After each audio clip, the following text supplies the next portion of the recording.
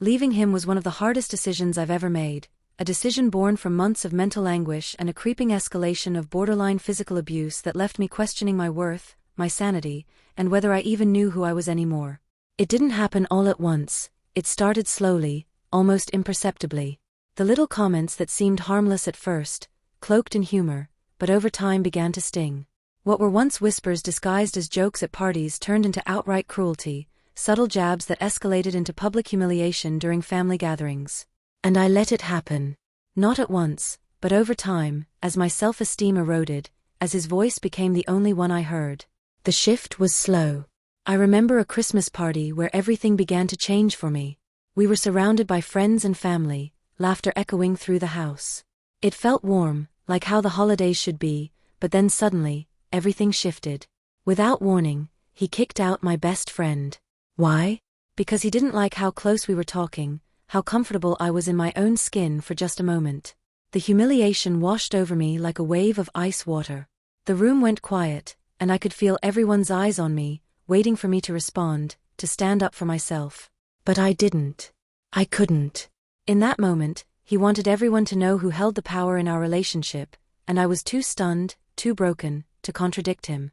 That Christmas party was just a glimpse of a darker reality, one that had been growing inside our home for months, a reality where verbal abuse became commonplace during what should have been the happiest of times.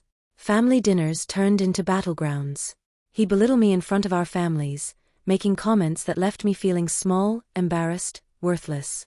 I'd watch as family members shifted uncomfortably in their seats, unsure how to react, whether they should intervene, or simply pretend it wasn't happening. They always pretended. But even those moments, as painful as they were, paled in comparison to what came next. It wasn't just about the words anymore, it was about control, dominance, power. He started crossing lines that should never be crossed. It began with shoves during heated arguments, physical manifestations of his frustration whenever I dared to stand my ground. He'd pull my hair, his anger barely contained, when he felt cornered by reason, as though his force could bend logic to his will. Each incident chipped away at me, until I barely recognized myself in the mirror. Where once there had been a confident, vibrant person, there was now just a shell, a shadow of who I once was, hollowed out and afraid. At first, I thought therapy might save us. I suggested couples counseling, hoping that maybe, if he could just hear how much he was hurting me, something might change. But he scoffed at the idea. Therapy's for losers, he said, brushing off the suggestion like it was nothing. I tried to convince him, to make him see that we needed help, that we couldn't fix this on our own, but he refused, his ego too fragile to admit that he might be the problem. It wasn't until after I left him that he begrudgingly agreed to go. But by then, it felt like too little, too late. His reluctance, his refusal to see the damage he'd caused, spoke volumes about his unwillingness to change. Still, I gave it one more try. I returned home briefly, hoping that maybe we could reconcile, that maybe things could be different. But within 2 days, I knew nothing had truly changed. Sure, he made some superficial adjustments, he was more polite, more attentive, but I could see through it. He hadn't changed, he was just hiding his true self, hoping to lure me back into the cycle of abuse. And I couldn't do it. Not again.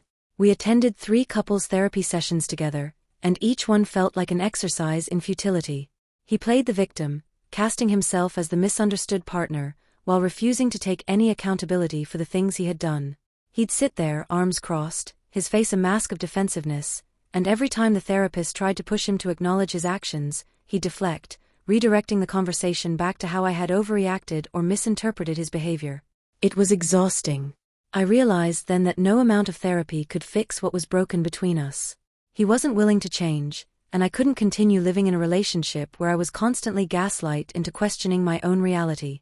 During this period, I leaned heavily on my friends and family. It wasn't easy, reaching out, admitting that things were as bad as they were, but I knew I couldn't do this alone. I needed support, validation, a reminder that I wasn't crazy for feeling the way I did. Reconnecting with the people who truly cared about me helped me find my footing again. They reminded me of who I was before him, before the abuse had twisted me into someone who was constantly apologizing for simply existing. When it came time to collect my belongings from the home we had shared, a place that had once been filled with so much hope, now tainted by pain, I dreaded every moment of it. I had to face him again, to walk through the rooms where we had once dreamed about a future together, now littered with the wreckage of what we had become. Each glance between us felt charged with unresolved tension, the kind that threatened to explode at any second. I tried to keep my head down, to focus on the task at hand, but it was impossible to ignore the weight of all that had been lost. Finally moving into my own place was both liberating and terrifying. I had been tied to him for so long, my identity so wrapped up in our relationship, that the prospect of starting over on my own was daunting. But it was also exhilarating. I had a fresh start, a chance to rebuild without the constant fear of saying or doing the wrong thing, without walking on eggshells every moment of every day. The apartment wasn't much, just a small one-bedroom space, but it was mine. It was a place where I could finally breathe again. As the days turned into weeks and the weeks into months, I began to feel something I hadn't felt in a long time: relief. Relief that I had gotten out before it was too late. Before we had kids, before we had gotten financially tangled in a way that would have made leaving even harder. I realized how lucky I was to have escaped when I did, before the damage became irreparable. I started rediscovering parts of myself that I had long forgotten. I picked up painting again, a hobby I had abandoned during the chaos of our relationship. I reconnected with friends over coffee, laughing over shared stories instead of crying over the latest fight. Slowly, I started to feel like myself again. I wasn't fully healed, but I was on my way. Now, as I contemplate filing for divorce, it feels like I'm reclaiming power over my own life. It's not just about leaving him, it's about thriving beyond the pain he caused. I'm not just escaping a toxic relationship, I'm stepping into a future where I get to decide who I am, where I'm no longer defined by the abuse or the fear. Leaving him was the best decision I ever made. It taught me invaluable lessons about resilience, about the strength that comes from vulnerability, and about the power of hope. As I step forward into this new chapter, I do so with my head held high, ready to embrace whatever comes next. I'm no longer afraid. I'm no longer looking back. And for the first time in a long time, I feel free.